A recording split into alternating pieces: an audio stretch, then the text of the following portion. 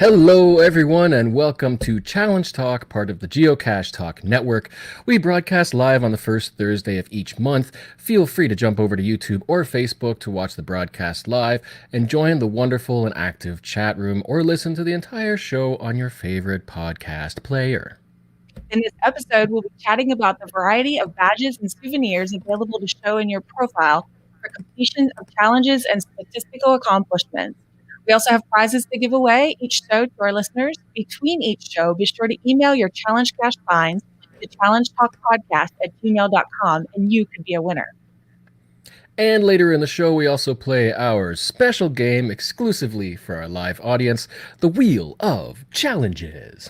So listen live, get your email app ready, and follow instructions when the time comes so you can have a chance at winning the grand prize, a 1-year membership to Project GC. We are your hosts, Emily and Geoff from Cache the Line, and it has now been almost a week since the Worldwide Cache Con. How are you feeling about that? Amazing. What an amazing day that was on Saturday. 9 hours of content, fresh, exciting. Loved it. I loved it. It was a very jam-packed day, absolutely. We had content from all over the world, from other vloggers and geocachers, gadget cache creators, you name it, it was there. And it was really fun to be a part of and to participate in. Chat room had, I think there were over 25 countries people were joining in. Mm-hmm. We had I think we had over 1,100 people at one time watching simultaneously all around the world. It was crazy. It was great. It brought so many people together. We've heard so much good feedback. People want another. So we're glad we were able to do that and glad that it went so well. Yeah, and it was a whole lot of work for everybody involved, so huge props to the entire team, the Geocache Talk Network, and everybody else who also helped contribute content. It was a big, huge collaboration. Teamwork for sure. For sure. So we did get a question to clarify something of our regular monthly shows. A question that came in from SHull77 who asked, how do you find the challenges you guys were talking about? So basically every show we talk about all these challenges, and she is somebody who is working towards her 100th find for her birthday in May. So she's very much a beginner. She's already got just over 50 finds now. But the thing with these challenges that we talk about, we're kind of talking about them in general. So these challenges exist anywhere in the world. So if somebody sends in an email wanting to highlight a challenge, then we may talk about that. And it doesn't mean to say that that challenge can't exist near you. Our hope is that it could inspire people to create these sorts of challenges. Right. And if somebody really loves creating geocaches and owning them, then they might be able to create that challenge in their own region, perhaps in your area. So there are ways to search for challenges. As you would have to be a premium member, but you can search for challenges using the advanced search on geocaching.com. So if you were to open up the search page as a premium member, if you open up the filters, you can scroll down, and there's this huge grid of attributes. If you were to find I keep forgetting, there's the challenge attribute. Toggle that on and set up your location, distance from home, or within a certain region if you want. Hit search, and you will get a list of all of your closest challenge caches. And that's how you find challenge caches. But if you want the specific ones we mentioned, you might have to travel some distance to get to it. Goals. Yeah, for sure. And that's the thing. Some of these challenges are super rare and really unique and really fun to go for. So some of these you could put on a bucket list and plan for a future plan a trip. Right, exactly. Yeah. That's what I do. So don't forget to email any of your challenge caching questions, big or small, to challengetalkpodcast@gmail.com. So every month we also like to highlight some updates to the challenge statistics in our community, and so Project GC has a very nice little box on their website that gives some technical statistics for all of their challenge checkers. And for the month of February, they are saying, as of late this afternoon, 5,844 active scripts. That's up by 121 since last month. These are the things that handle all of the challenge algorithms. Mm-hmm. So all of the challenge caches out there use some type of script. They could be shared between multiple challenges. We have 34,740 unique challenges. So that could be, there could be a fizzy challenge, but there could be 100 different fizzy challenges, Right. all using the same parameter set. So unique challenge ideas is up by 1,603 since last year worldwide. That's a whole lot more challenges. I love it. Just a small, it could be a small variant or a really big new idea. Right. Like there could be a challenge for one fizzy loop, one fizzy grid, and then there could be another challenge for 2 fizzy loops. That's 2 different, those aren't unique challenges, those are 2 different challenges. There are 41,995 active tags, which is up by 528 since last month. And those are unique checkers by GC code. So that's the one where there could be 100 fizzy challenges all using the same script, Right. same challenge, but they're unique GC codes. So there are still a bunch coming out, still a bunch getting published, which is good, which is nice. In time, it would be really nice to see like a graph, a grid Oh, right. of how these numbers fluctuate, especially over the last year, the COVID year. So worldwide, we have 30,231 active challenges with challenge in the title. That's the old way of identifying. That's up by 86. And we have 30,199 by challenge attribute search, and that's up by 106. So there's those 2 numbers. There's what is it? There's about 32 difference. Every month we kind of do that comparison. You can see how that little difference is getting closer and closer. Mm-hmm. But I was actually kind of curious how many challenges might exist now with the attribute that don't have challenge in the title. Because I don't think that's a requirement now. As long as you have, really? or is it? I never heard that went away. Like, Yeah, I I think thought that I might still be. understood that reviewers are going to be checking for both the attribute and the word. Yeah, at least for a while, but yeah, who knows? Yeah, so more and more challenges to get to. Good. So over the past month, there have been a couple of new news items. Mm-hmm. One has been the addition of a brand new locationless cache type called the GC code is GC8 NEAT neat, and it now partners with GC8 Frog FR0G as available locationless cache types. And I was wondering how you felt about old rare cache types appearing again for today's community. My first reaction when I first heard about GC8 Frog was a lot of excitement, because the locationless type is the only type I don't have, statistically speaking. Well, so I was very excited as I can finally fill that in. I won't have a 0 in that column. And also the other type I didn't have, once they announced the headquarters celebration, would have been the other type. So my plan was go to headquarters, get the locationless cache there, then I'd have no 0s in my statistics for cache types. So I was very, very excited about it. And then GC8 Neat came along a few weeks ago, and my first thought was, this is going to make sure everyone can get it. Mm-hmm. The pandemic is still playing a factor in a lot of people's travel, and getting GC8 Frog, even though it's been extended a whole nother year, still might not be attainable. And I remember when virtuals made that revival, the virtual 2.0s, there was a whole lot of debate about that because those were rare as well, those Mhm. virtual icons. And So are we devaluing them in some way? right, because we had a challenge for, well, there's probably challenges all over the states and provinces and whatnot to find all of the virtual caches within your region. Mhm. And that was getting hard. Well, it could be hard because they could be really far away, and but they're all very old. And then the virtual revival came around, and suddenly they're everywhere.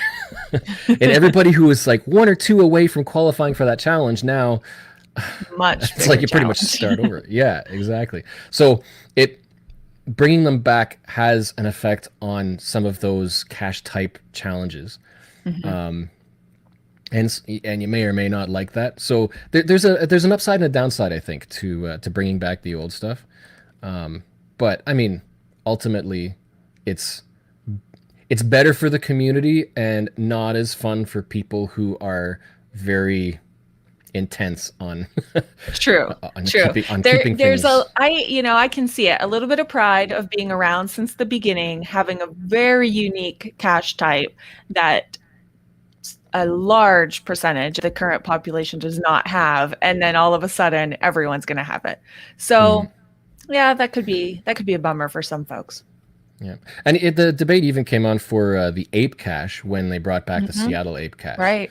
I know even from down in Brazil, there were some people who, they put so much money and effort into tourism for the only ape cache in the world, and now suddenly there's one in Seattle right around the corner from everybody's home. It's Right.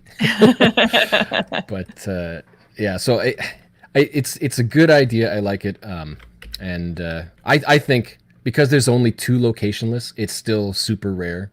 Right.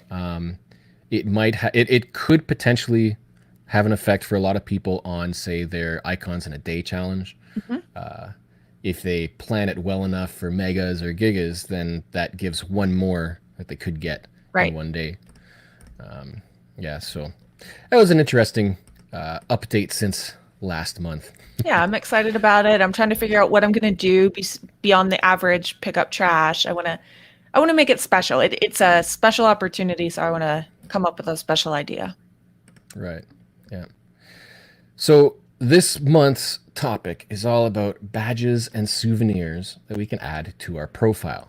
We always talk about challenges, and in the first show, we talked about how challenges came about, the history of them, and how they kind of evolved to what they are now. And it used to be when we had our public profile that you would edit your profile and be able to add in your own content, like images and badges and statistics and that sort of thing. And when that first came around, there were a few sites that helped with all of that. Hmm. But today, Project GC has come along, and now they provide on their website a number of customized badges based on your statistics. So, if we bring that onto the visual, if you're listening audio, we now have Project GC up on your custom profile statistics. So if you go to the statistics tab in the top and click, or go to the profile section and click profile stats, then you will see all of your general geocaching statistics. If you were to go to the badge gen tab of your stats, you will see an automatically generated enormous array of a whole bunch of different, you could call them challenges, but statistical accomplishments. Right. And it is enormous because they're not just what you see. They're what you see, and you can hover over them and see, have you hit this at just a basic level, or how many more would you call it add-ons can you get? Levels Yeah, of this badge can you get? yeah. You can see like there's different colors for the badges for different levels as you increase, Hmm. but they Right. also have those little add-ons, little circles and stuff along the edges of the badges that show you things like how many loops you've done for that particular accomplishment. There's so if you've got an FTF that's included in there, if you've got one on 29th of February, there's a 360, an 81 if you've completed a full fizzy loop of a particular category. There's It's a whole bunch of badges stuff on that you can top of see. badges. Right, exactly. It's like little bonus badges, Yeah. baby badges. So they kind of, because Project GC has all of these stats in their system, they do this automatically, which is a huge leap over the way things used to be. And it even looks different than the last time I did it. So I think I need to get in there and check out my updated badges. Yeah, I think because it's their own system, they can update the graphics Mhm. anytime they want, pretty much. And I think on their Facebook page, they'll post social media updates about any changes like that, so you can track it and check things. And there's just so many things. I mean, lots of stuff to aim for. I can't remember exactly where the list of available badges is, but it's somewhere, and it's long. But all of this came about after certain websites were around to do that, where you would have to do it manually, such as probably the most popular website was mygeocachingprofile.com. That's what I started cutting my teeth on when I really started making, well, when I found statistics, and then they excited me to no end. It's where I found them through my geocaching profile. So my profile still features these statistical pictures. And this one came about long before the API, which means that it was entirely reliant for premium members. If you had your MyFinds Pocket query, then they would generate the statistics from that. So the first step when you come to the website, which is still active, and you can go there and use the results of this analysis if you want to, is viewing on their website, upload your Pocket query as a zip file, which is relatively small. And then it will take some time to process all of the statistics. So there's a progress bar, and it'll start at 0 and work its way up to 100%. Once that's done, you'll go to build my profile, and that's where you will customize all of the different parameters you want to see in your stats. So it's kind of like badges, because if you scroll down, you'll see all of the options to what you want to include and not. And all of the results, similar to Project GC and what you see on your geocaching profile, are images. So they generate these images on your behalf, and you have the option of showing or hiding whatever you want. So if you go to then export profile, once you've customized it, there is one big, huge box of all this HTML that you can copy and paste into your public profile. And it'll give you a preview of what it all looks like. And they've done a lot of updates. They're still active, and they've been making some changes over time. I subscribe to their emails, and every now and then I'll get an email about the statistic that they updated or added. Yeah, so they're active. And I've actually taken that code and I've rearranged the statistics to appear in an order that means more to me on my profile. Right. That's one of the big benefits I liked about that, because you could hide and show segments easily, and then right, because if I've group been them how to you want. one state and got one county, it'll show up, but I can hide that away if that's not a state I'm working on the counties. If that's just not important to me to show on my profile. Right. And all of these images, these sections that they have, use the same URL every time. So once you do this once, you customize your profile, copy the HTML to your public profile, you don't have to do that again, except for uploading your updated Pocket query. Right. So that seems like the major difference. I have to manually upload my Pocket query on my geocachingprofile.com, but Project GC is going to automatically update. Right. And they do that automatically behind the scenes. And they do have badges. This was one of the content additions that they had, which I thought was really good as well. Again, similar to what Project GC has now, there's different levels for different types of achievements. So yeah, you get increasing stars and colors like gold, silver, bronze, that sort of thing, for how many fizzy loops you've got, places you've found caches in, all of that sort of stuff. And those have, like I said, this was my first statistic program I used. And so looking at those badges and looking at that the gray code you can see says how many more things I need to achieve the next level of the badge. And so that's the kind of stuff that hooked me. And that's the kind of stuff where I can plan my geocaching to achieve my different challenges. So whether it was just a challenge to informally update my badge to a better badge, or a real physical challenge connected to a physical cache, didn't matter to me. I had motivation.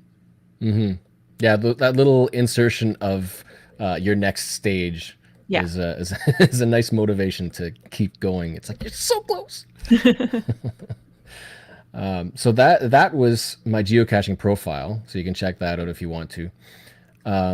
And even before, well, maybe around the same time as this website, it was possible for, say, your local regional geocaching organization or community to even just kind of offer and host their own challenges, their own accomplishments and images that you could put in your profile. There were a lot of people that included, well, at least for Ontario, there was a website that had a number of provincial based challenges and accomplishments. And if you're on that website and you really wanted to, you could copy and paste that code and stick it in your profile. It's kind of a badge of accomplishment, and there were a number of states and provinces and countries that had that sort of thing as well. There's no limitation to that because the HTML on your profile is 100% customizable. You can put whatever you want there. Right. Could be a double-edged sword. It's an honor system. Yes, it is. It is. So that is that's just for the ones that previously existed up to Project GC. Now, so we had that option before to create your own badges. What would you say if owners began to create their own custom accomplishment badges for their own challenge caches? So if you were to complete and qualify for that challenge, would you choose to take their code and put it on your profile as an accomplishment? Yes, absolutely. I want the bling on my profile. I don't know when it really gained a lot of popularity, but I noticed that in Europe, the badges seem to be huge. And so once I started, for whatever reason, stumbling upon badges on different profiles out of Europe, and it was things like that. It was, I found this cache, and so it's probably a very special cache to have that badge generated from it. And that's a badge of honor to put that on your profile. So I really like the idea. I think that, yeah, when I create my challenge cache, why not go the next step and create a badge that people can snag when they find my cache?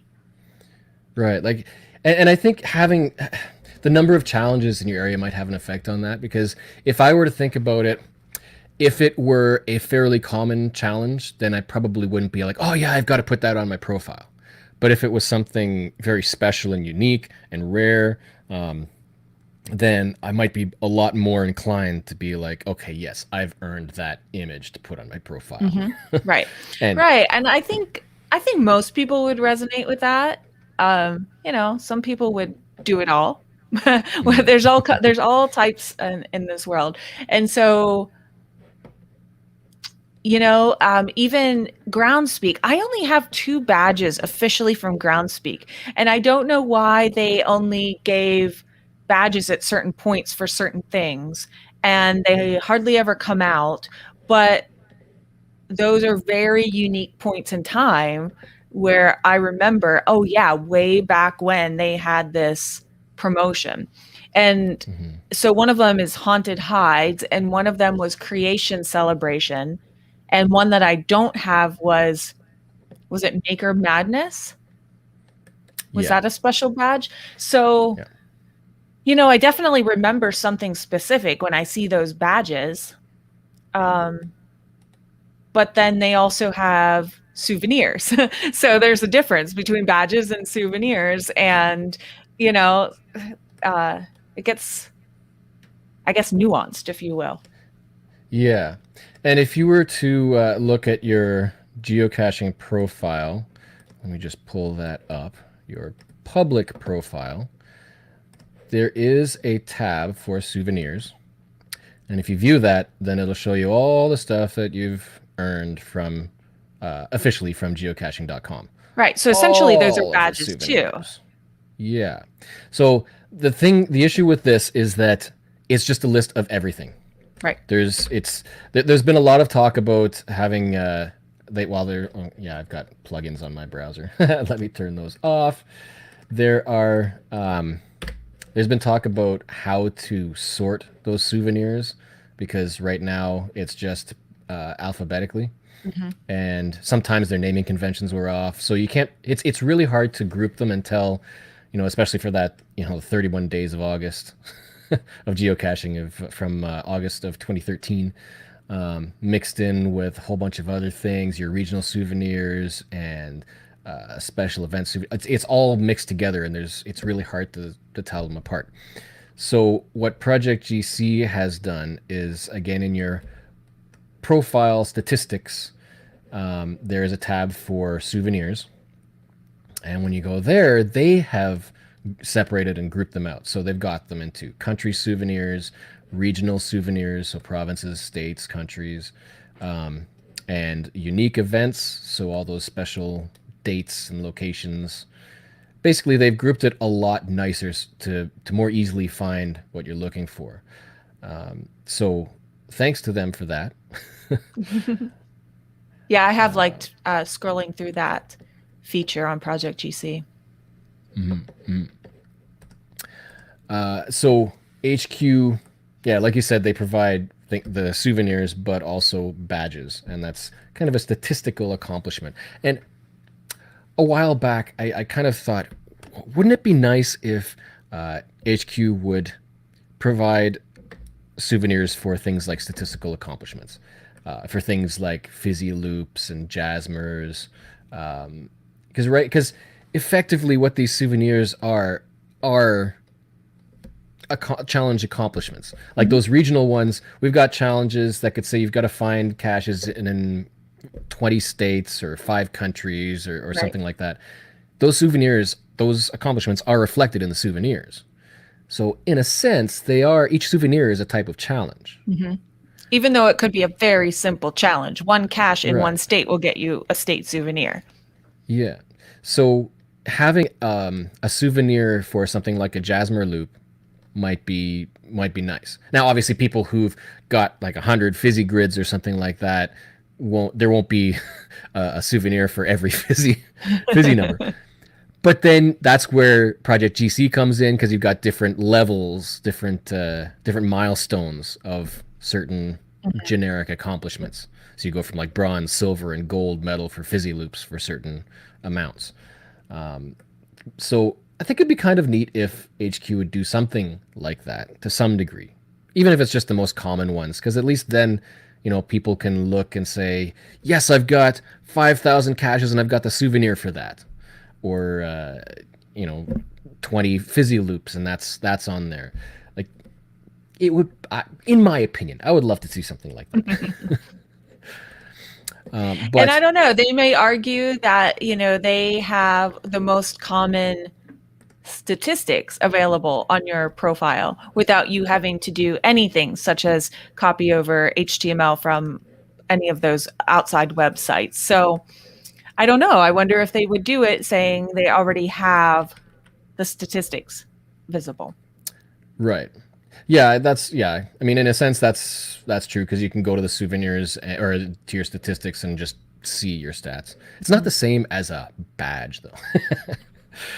But so just to quickly go over, if you are wondering about all this HTML stuff, on your public profile on geocaching.com, under your About tab, there is profile information, and you can customize that to whatever approved HTML you want. And to do that, when you go to that profile, you would go to the little gear in the top right corner, and when you click that, it'll take you to your account settings, where you scroll down, and under that About section, you've got the HTML editor. And so far, this seems limitless.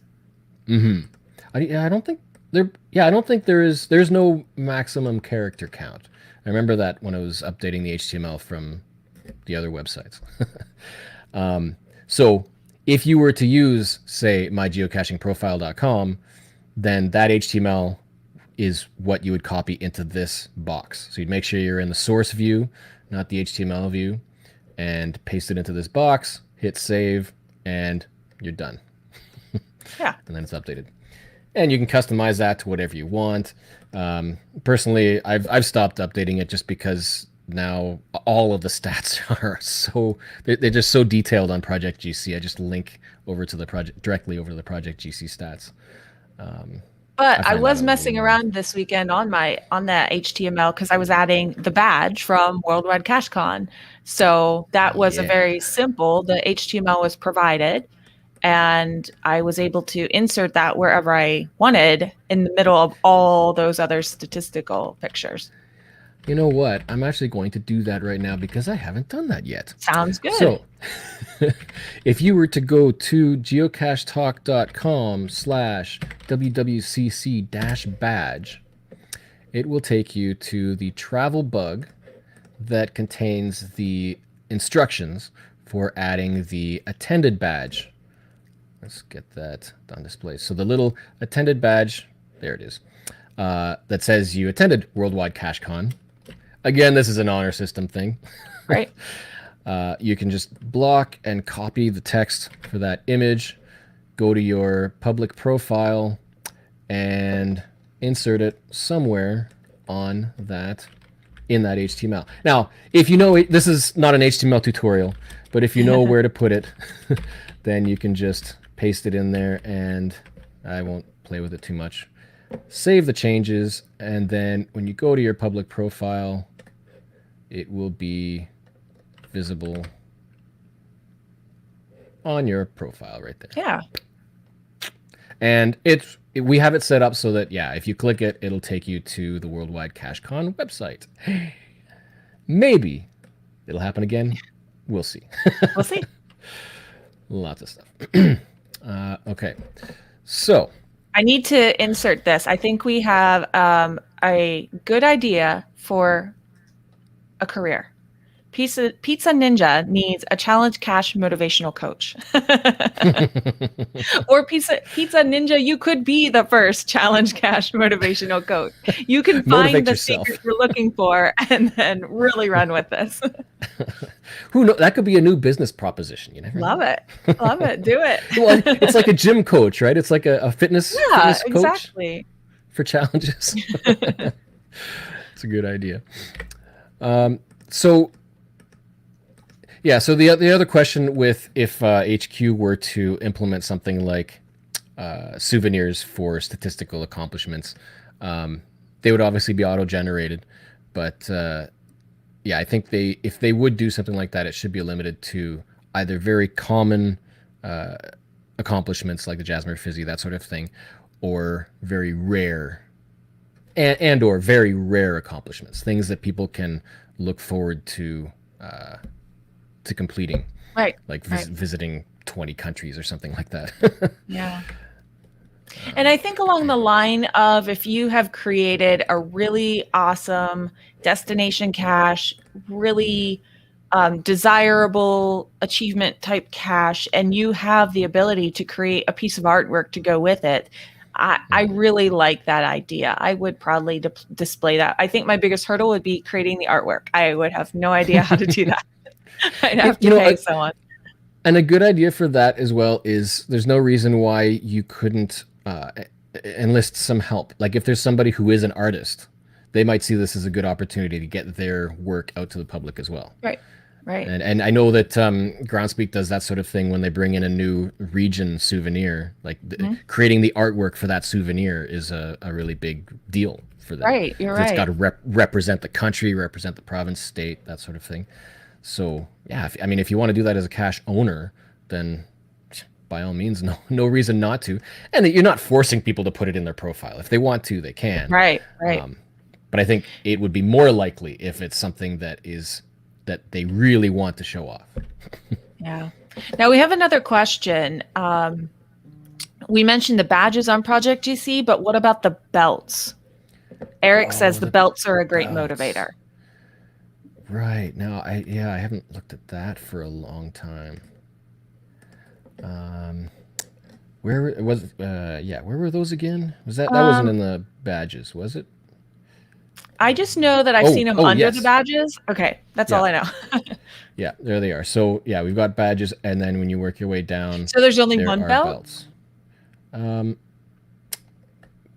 Belt information. So, yeah, it's based on points earned by certain accomplishments. So, I haven't even looked at this yet. This is a good All catch. right. I'm looking mine up Completely right now. I forgot. want to know what my belt color is. Yeah, I remember seeing them, but I personally haven't paid too much attention to the Project GC badges because there's so many and it's all automated. It's like, yeah, it's really cool, but I've just been focusing on challenges. But so I've seen the belts, but I haven't looked into the details about how you earn them. So that's a good thing to look into. It looks like that is more of a customized accomplishment based on certain criteria. So, for example, looking at one, you earn points, 10 points per 50 caches found on a day with most finds, maximum of 40 points. So, yeah, like it's basically individual challenges that Project GC has created to earn points towards belts. Yeah, and I just hovered over my belt, which appears to be black. And it says I have 400.88 total points, and that's the highest reward available. So I guess there's a limit on the belts. Yeah. I'm sure there's a reference for all of the belts and what the requirements are to earn them. And if you clicked on badge information, you would see a ton of information on the badge levels too. That's where all the information more is. detailed than just hovering over the badge to get a little bit of info. It gives you a visual breakdown of everything that composes the badge that you've earned. Yeah. Good catch. Thank you for that. Yeah. We'll have to look into that a little more for a future show. So on that note, we can move into our next segment, our monthly Wheel of Challenges. I need to get a soundbite for that. Yeah. Let me load it up and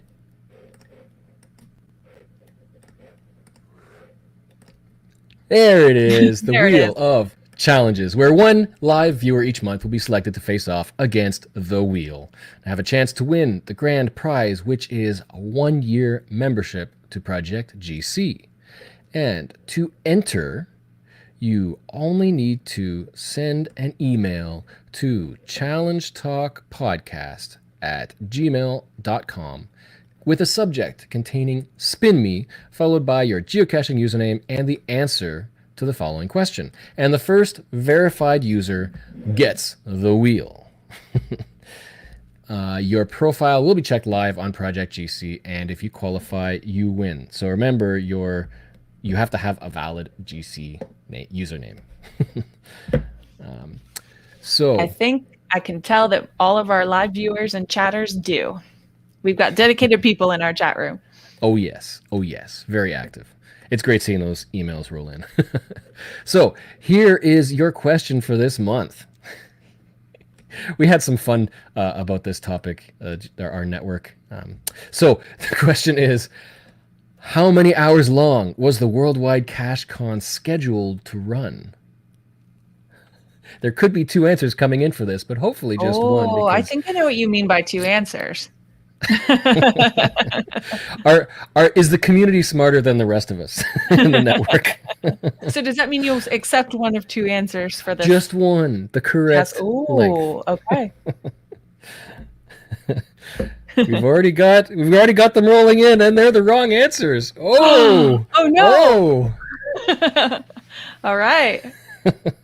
I'm very curious. Oh, we have a winner. It is but I don't know. I don't see a geocaching username. We need a geocaching username.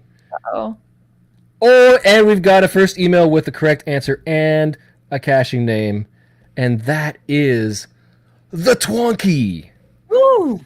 The Twonky. Here we go. Who correctly answered 9. hours. I said it at the top of the show.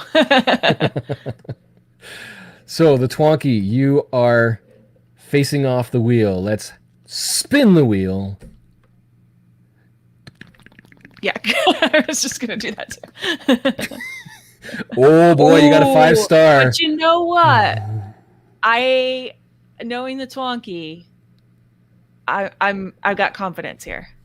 Let's see what it is. This could be interesting. You have GC1Q ABC, which is a mystery puzzle challenge of the century.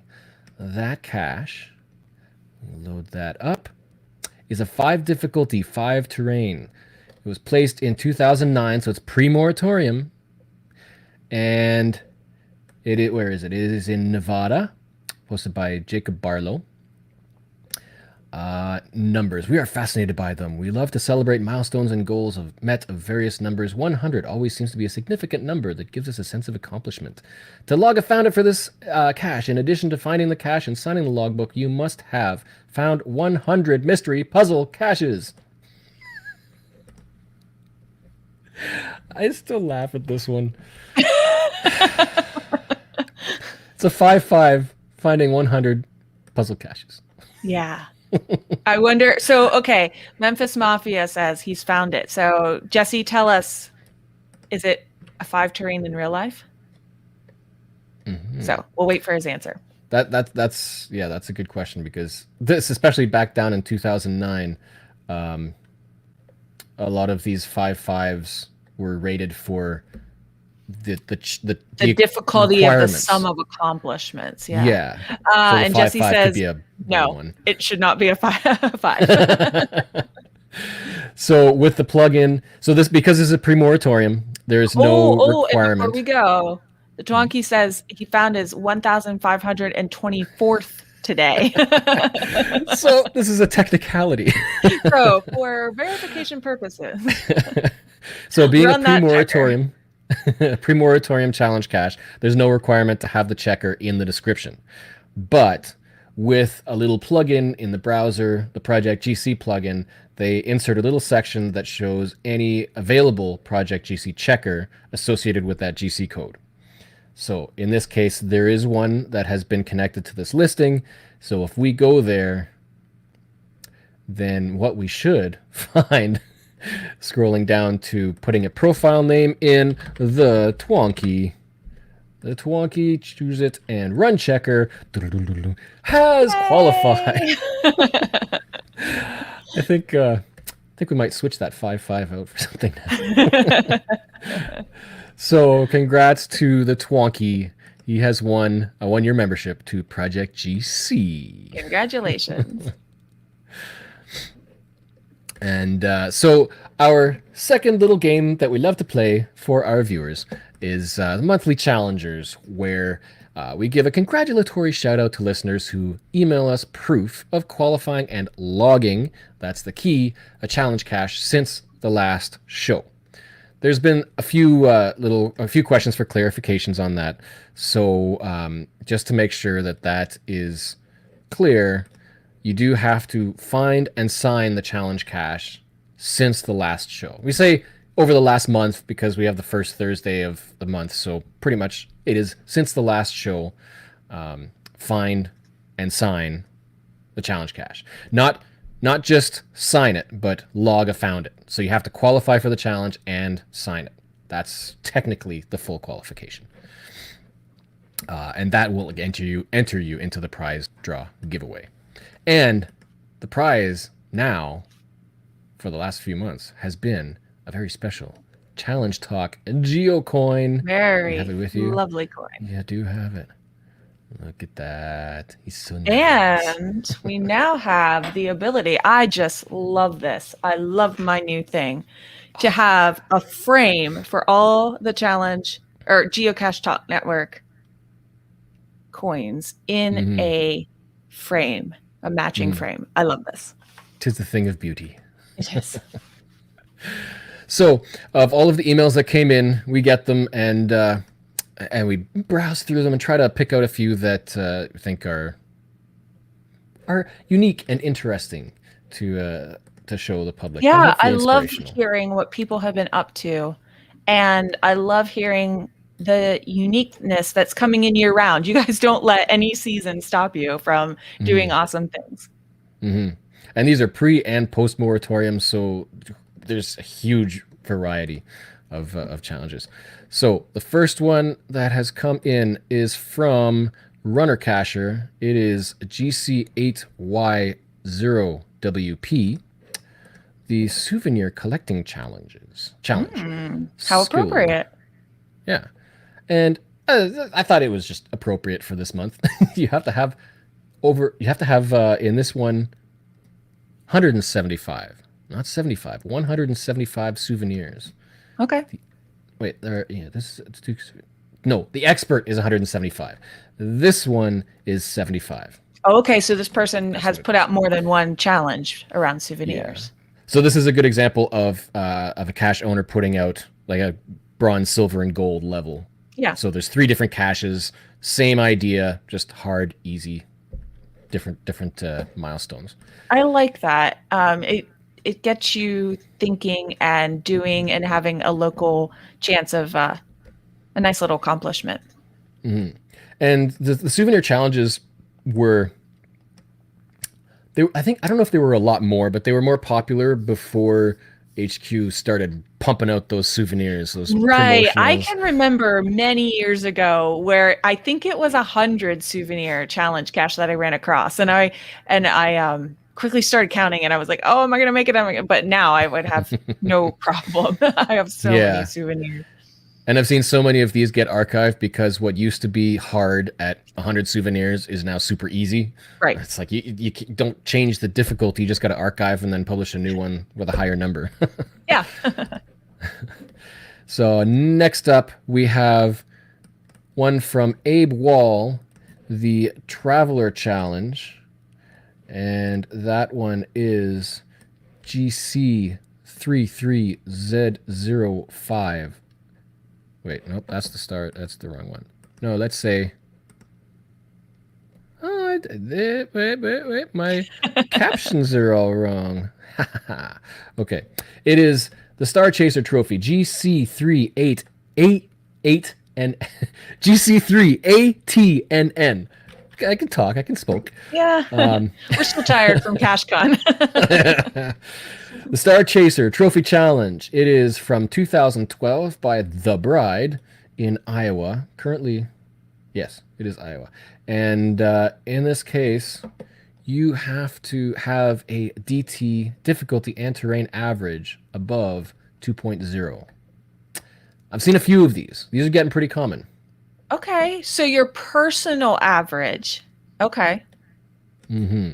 So if you were to look at, hey, this is a picture from my geocaching profile. Right. If you were to look at your geocaching stats on your DT grid, it will give you an average difficulty and an average terrain.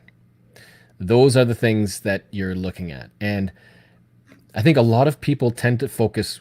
I mean, if you look at pretty much anybody's DT grid, all those dark squares will be in that upper left corner in the low difficulty, low terrain. They're the most common, the easiest, quick park and grabs, power trails, that sort of thing. So filling up those high difficulty, high terrains is what you're going to need in order to qualify. You're going to have to, in a way, you'll have to filter all of your geocaching searches to above DT2s. Right. Right. And this is one of those challenges that isn't allowed anymore because it is possible to unqualify. Right. If you were, or to limit what caches you would find in order to qualify. Because to do this, you've got to not find anything below 2. And they don't want you not finding. Exactly. And so this is one of those that, you can't do it now. But the ones that still exist out there, something to shoot for. Oh, we have simultaneous comments in the chat room saying, I love events way too much to accomplish that challenge. Because events have one maybe terrain, but a difficulty of 1, which is really, if you go to a ton of events, it's going to bring your average down. Yeah. Yeah, the terrain can be 5, but the difficulty has to be a 1. Yeah. And that was sent in by Abe Wall. Next up, we have one in from the Twonky, and it is the let me get this correct one up. The mission challenge 50 puzzle cache per day, where you have to 50 puzzle cache day. My notes are getting mixed up here. The mission challenge 50 puzzle cache day from West End Geocachers. Okay, I'm It's intrigued. in California, and here you just have to find 50 puzzle caches. Now, usually that's just unknown caches, and a lot of challenges don't make that distinction. But this one, this was placed in 2013, so it's pre-moratorium, and they are. So this is before the attribute, and they have to be unknown or mystery puzzle type, cache types. But they can't have the word challenge in the title. So they say that. Okay, in this description. So they're doing all that they can to make sure that you're not finding challenge caches to qualify. They have to be puzzle caches. Now, I mean, that because this is all pre-moratorium, you could be filtering out puzzle caches with challenge in the title. But there's no way to know. And in some ways I'm not very high tech, and I see that there's still a Project GC challenge checker on this. So my first thought is, wait a minute, we're combining types and we're involving words, but even with those different aspects, they can still run a script. Right. So the checkers can do loads and loads of stuff, and you can create a checker. Right. And you can create a checker for challenges pre-moratorium. But so you can do a lot more in the scripts than you are allowed to for post-moratorium challenges. So that's why some of these older challenges now have checkers, because people have created checkers for them. And this one does actually filter out. So if you were to click on the show button when you're viewing the checker, it'll show you those parameters that make up this challenge. So they do say it's got to be 50 unknown caches, but excludes any cache name with challenge in the title. So I guess just dream big. If you can imagine it and it's within guidelines, you can hide it. Right. And the script writers will have a better idea of what's possible and what's not. So worst you can do is ask and find out. Next up, we have another one from the Twonky. He sent in a whole bunch of great, interesting, unique ideas. This one is GC4K843, the Star Trek Mission Challenge. Thought this was great. So this one, again, is Pre-Moratorium 2013 by Craig's Outside in California. And it is a Star Trek challenge. It is a themed challenge cache where you must have found at least 1701 caches. That must be a Star Trek thing that I don't know. What? It's the NCC 1701, the Enterprise. Okay. I don't know Star Trek. And on top of that, at least 10 caches with a Star Trek reference in the name and title. Yeah, okay. So an old bookmarking type challenge. Yeah. So this is one where you have to track the caches you find and then say, yeah, this one has a whatever category. You can't run a checker on something like this because there's like endless amounts of text that could fit any particular category. So unless you explicitly outline in the description the qualifying pieces of text, you're not going to have a checker for it. So you have to do this manually, which means going through your finds and filtering and searching and flagging qualifying caches. So this one obviously is being placed in Ontario. Hey, Ontario, California. Obviously, this has been placed in the vicinity of probably a series of Star Trek themed caches that might have character, places, and stuff in their names. So this is something that actually happened fairly common. Somebody puts out a large series of caches based on a theme, and then somebody places a challenge nearby that's based on finding caches with 50 birds in the title because there's a bird series nearby. or a cemetery series with boneyard in the title. That's a fairly common ongoing series. So you'll see a lot of pre-moratorium caches like that. Right. Yes, I've done many search through my total list of cache finds for different words for different old challenges like that. Tom has a great idea. Now, I do recognize this. He thought it was the number of first to finds to boldly go where no one has gone before. I like that idea. Not allowable, but a really great idea. I'll have to remember that one for another future show topic. Yeah. So we have one more in from the Twonky, who has sent in GC5 PAE1, a piece of pie challenge. Now this one, I have not seen this before. I like this one. Okay. I've seen similar, but this particular specific idea, no. So this was another one by Craig's Outside in California. This is one where you have to find consecutive days. You have to find a certain number of caches each day, but to follow the theme of pie, the first day is 3, second day 1, then 4, then 1, 5, 9, 2. So it does mention in here that it's at least those number of finds per day, but you kind of have bragging rights if you can limit your cache finds so that to you can look at that. to exactly those. So if you can find in 1 month 31 days of caching where you only find 3, 1, 4, 1, 5, 9, 2, all the way 31 digits of pi, that respect. That would be yeah. I mean, because then you could just like look at your day count, your finds per day count, and then you see pi in there. That'd be awesome. I love it. So I like that idea. You wouldn't be able to have that obviously now by limiting that, but you could. No, could you? I think. That's a good question. If you could publish a challenge based on having at least that number of finds per day for a month, I think it's possible. I don't know. I still really feel like I need to study the guidelines to know them better. Yeah, it's one of those that's kind of an intricate one that I don't know. It might be a judgment call. I don't think it's explicitly disallowed. Yeah, I'll have to look into that. Stay tuned. That's for another show. Yeah. We also have one more. There were so many good ones. It was hard to limit this one this month. We have it in from Curious KDB.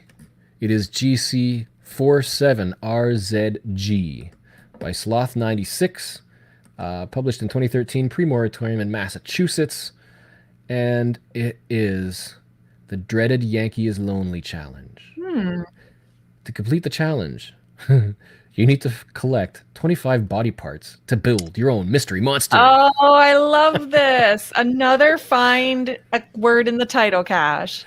But yep. What a fun theme. I love this theme. So there are little detailed instructions. You have to find at least 25 different body parts, body part names. Even says that you can only have one butt, but it can also have a bottom, booty, bum, behind, backside, can, caboose, and seat as well. So you literally are building a monster of who knows how many body parts. I want to go here and just see if I have what's required, just for the fun of it. That's a good wintertime activity, seeing if you qualify for different challenges, even if you can never get there. And it looks like he's actually, it's a pre-moratorium, 2013, but there is a custom checker built for this cache where it looks like the cache owner is updating the list of acceptable text. So what I would think is going on, I haven't looked too deeply into it, but you don't, because it's pre-moratorium, you don't have to use the checker, because you might have text that isn't in there, and you can't limit that. So, but you can see if you already qualify by using what other people have used as qualifying text. So every time somebody posts a find with qualifications and lists out all of the body parts, if there's one that's not in the checker, I'm guessing the owner adds that into the list. Okay, cool. Making it easier for people in the future to quickly check if they qualify, instead of doing that whole scanning through my finds to just thinking of what can I search for that might be a qualifier. Yeah, exactly. Yeah. Yeah. So yeah, I just love that theme. Yes, I'm so glad she shared that with us. And we have the chat room chiming in for the one before. Everyone's saying having at least a number of finds is okay, but exact is not okay per current guidelines. Yeah, exact. I knew that would be off. But if you can, yeah, if you can do that and say at least for each of these days you have at least these number of finds, then that's an additive challenge. I really And like that. That would be a fun one to hide. yeah, so it's just those 31 days of consecutive cache finds of at least that number per day. Mhm. So those were just a few of those being sent in. Once again, if you have any, then remember to email challengetalkpodcast@gmail.com with the GC code, and if you want a photo to share as well, for any challenge cache that you have found since the last show. And so, from all of the people who have sent in since last month, we have picked a random winner. And this month's winner for show number 8, the 8th winner, is Runner Cacher. Yay! Congratulations. Congrats to Runner Cacher. We will be in touch to figure out how to get you your prize, your award. Your coin. Yeah. So, near the end, we always do a little bit of an update on my little ongoing challenge to you, the community, and that is to complete the Iron Man Bingo Challenge. This is a cache that I set up just before, close to the moratorium when some new rules came into play, where it's literally a 5x5 bingo grid of consecutive day challenges. So these are all 25 days of some kind of category, and some of them are super hard, some of them are relatively easy. This is a challenge that is harder for people who are veterans of geocaching, have cleared out their areas, easier for people who are just getting started. So if you're relatively new, take a look at this challenge. It could be good motivation. Sometimes I envy the new people. Man, yeah. So there are people who have completed it successfully. All you have to do to qualify for the cache, the minimum requirement is getting a line, so it's just a bingo game. But I've also given shout outs to people who've completed more difficult shapes, like XI, HO, diagonal lines, rows, multiple stuff. The first people who complete, or all of the people who complete the entire card, and there is a special prize for people who do that, any of the shapes or full cards, and that is to win a Geocoin that I'll soon be minting. And it's on the horizon. It's almost there.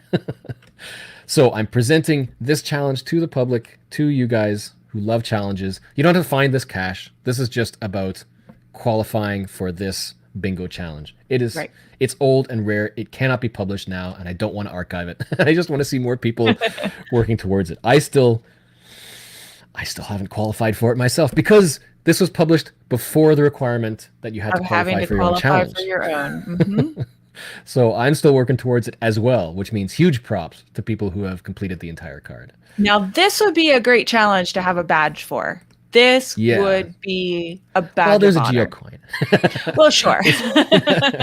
But yeah, it would be good to have maybe that Geocoin as a badge as well. Yeah. I was thinking about that. I should look into that. So there were some people who had mentioned that they were working on it, but there has not been an update since the last show. So if you want to, check it out, work towards it, and well, maybe you can do it. Maybe you can beat me. That's a challenge. Beat Geoff at his own challenge, everyone. So on that note, that was this month's show. Do you have any closing thoughts about badges? I want to make badges. I don't have many to do, but depending on my first challenge cache, maybe I will incorporate a badge to go along with it. In my area, that's not been common. And so I could bring something new, not only a new challenge, but a new idea, a concept to my area. Yeah.